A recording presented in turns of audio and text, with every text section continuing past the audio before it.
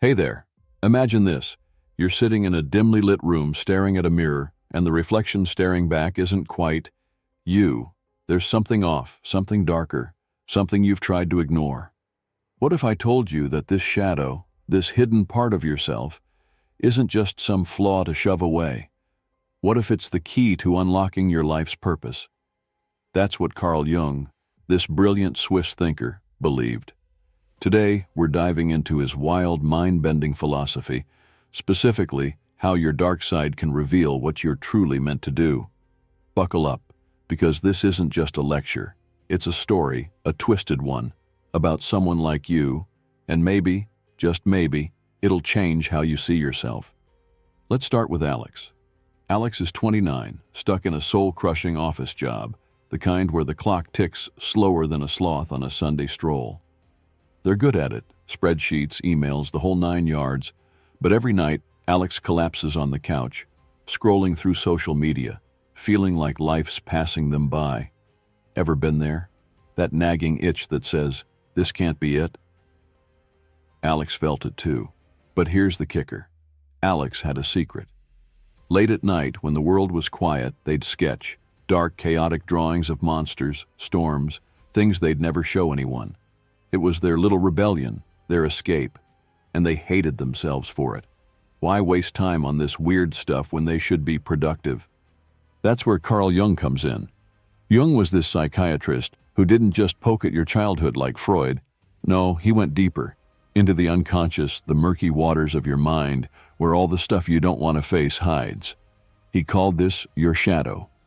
Picture it like the basement of your soul, stuffed with everything you've locked away. Anger, shame, wild desires, maybe even talents you're too scared to admit you have. For Alex, those sketches were part of their shadow. Jung said, your visions will become clear only when you can look into your own heart. Who looks outside dreams, who looks inside awakes. Heavy, right?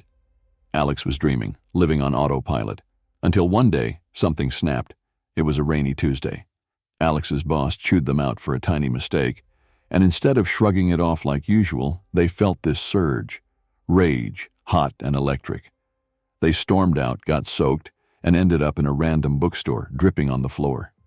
There, buried in the psychology section, was a beat-up copy of Jung's Man and His Symbols. Alex flipped it open, and one line hit them like a freight train. The shadow is a moral problem that challenges the whole ego personality. They froze. Was this rage, this secret sketching, more than just quirks? Was it them? Here's what Jung's getting at. Your shadow isn't your enemy. It's the raw, unfiltered you. The parts society, your parents, or even you told yourself to bury.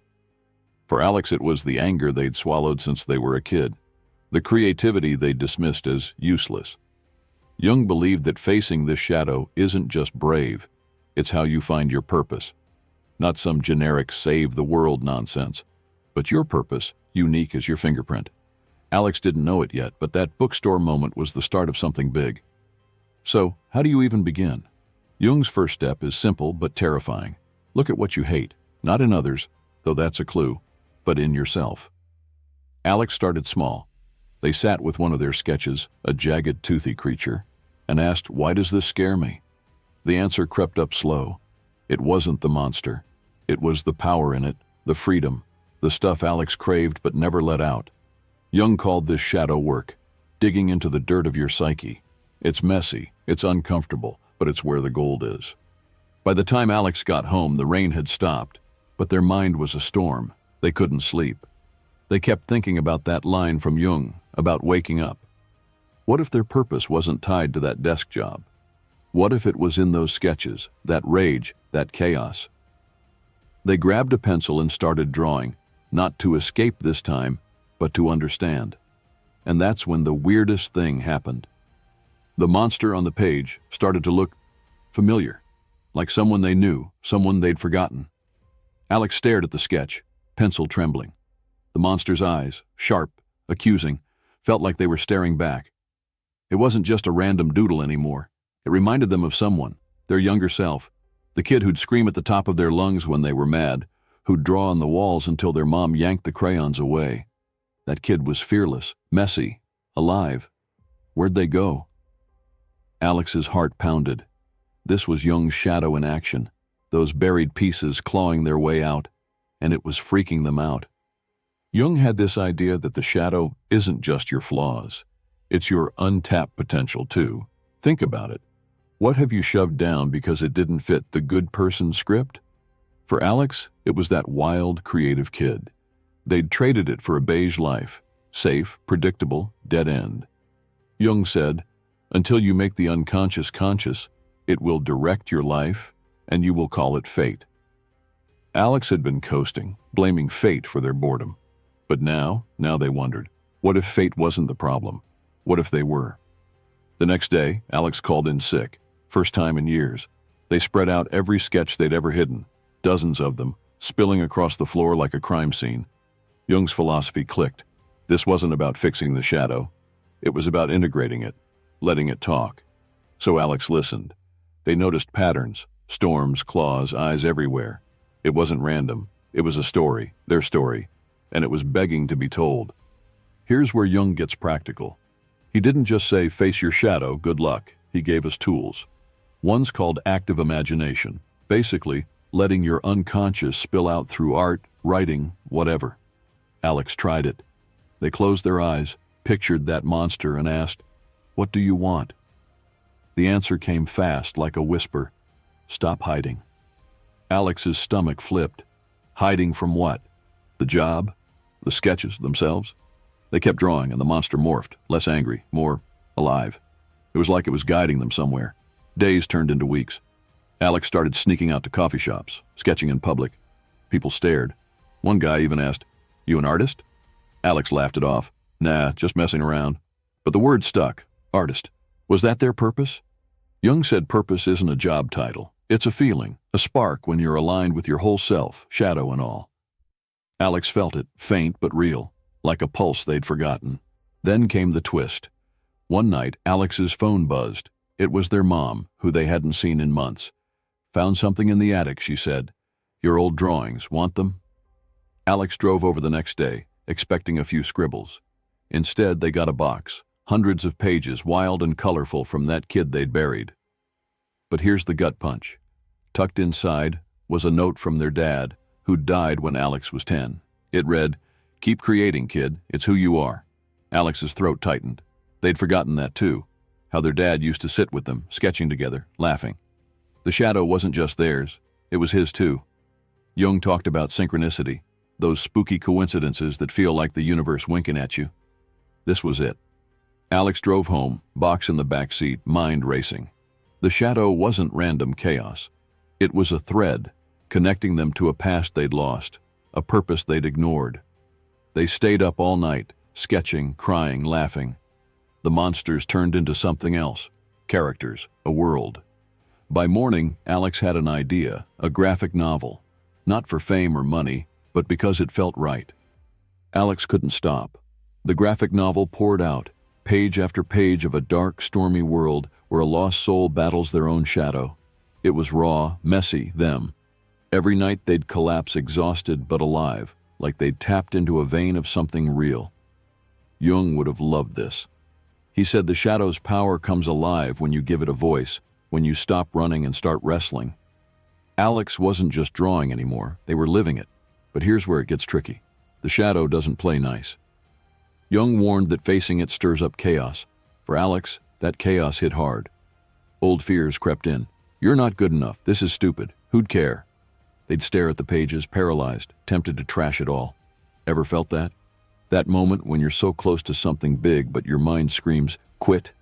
Jung called it the shadow's last stand, when it fights to stay buried. Alex almost gave in. Almost. What saved them was a memory. One of Jung's big ideas is that the shadow holds your gold, your hidden strengths. Alex remembered their dad's note. It's who you are. They'd always thought of themselves as timid, practical, small. But those sketches, that rage, that kid who'd draw on anything, that was strength, passion, power. Jung said, the shadow is a tight passage, a narrow door. Alex was squeezing through, and it hurt, but on the other side was them. They pushed on. 6 months later, the graphic novel was done. They called it The Storm Within, a nod to the chaos they'd faced. Alex didn't expect much, just wanted to share it. They posted it online, hands shaking. Then, nothing. A few likes, a comment or two. Days passed. Alex shrugged. Guess that's that. And went back to their day job, figuring the spark was a fluke. Then, boom. A week later, their inbox exploded. People loved it. This hit me so hard, one wrote. It's like you drew my soul, said another. Views climbed, hundreds, then thousands. Alex blinked at the screen, stunned. Jung's synchronicity again? Maybe. But it wasn't just luck. The shadow had led them here, through rage, sketches, that box from the past. It wasn't about the views. It was about the feeling, purpose, loud and clear. Alex sat there, scrolling through comments, heart racing. Strangers were pouring their guts out. How the storm within made them cry, think, even start their own projects. Alex hadn't just made art, they'd sparked something. Jung would say, this is individuation, becoming your whole self, shadow and all, and living it out loud. But here's the twist you didn't see coming. Alex started noticing something weird in the comments. People kept mentioning a figure in the background of one panel, a shadowy shape they swore moved when they blinked. Alex laughed it off. Internet weirdos, they thought, until they looked closer. There it was, page 47, a faint outline, almost like a person, lurking behind the main character. Alex hadn't drawn that, or had they? They flipped through their old sketches, the ones from the box, and there, in a corner of a page from when they were 8, was the same shape.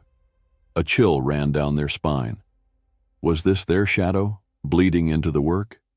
Jung believed the unconscious doesn't mess around. It shows up, whether you invite it or not. Alex didn't know what to think. Part of them wanted to delete the file, pretend it never happened. But another part, the part that had fought through fear, said, keep going. So what's the takeaway here? Jung's philosophy isn't just heady stuff for dusty books. It's alive, messy, real. Your dark side, your anger, your weird quirks, the stuff you hide. It's not a curse, it's a map. Alex found theirs in sketches and rage, but yours might be different. Maybe it's that hobby you quit because it wasn't serious. Maybe it's the fight you avoid because it's too raw. Jung's challenge is this: stop running, peek into that basement. Ask, what's down there, and what's it trying to tell me? Alex still works that office job. Bills don't pay themselves, but they're not stuck anymore. They're sketching, planning a sequel, living. The shadow's still there, popping up in odd places, like page 47, but it's not the enemy, it's the guide. And that's the masterpiece of Jung's idea. Your purpose isn't out there, waiting to be found. It's in you, in the dark, waiting to be faced. So tell me, you watching this, what's in your shadow? What's that thing you've buried that's dying to get out? Drop it in the comments. Let's figure it out together. And if this story hit you, smash that like button, subscribe, whatever. Alex's journey isn't over, and neither is yours. Let's see where the dark takes us next.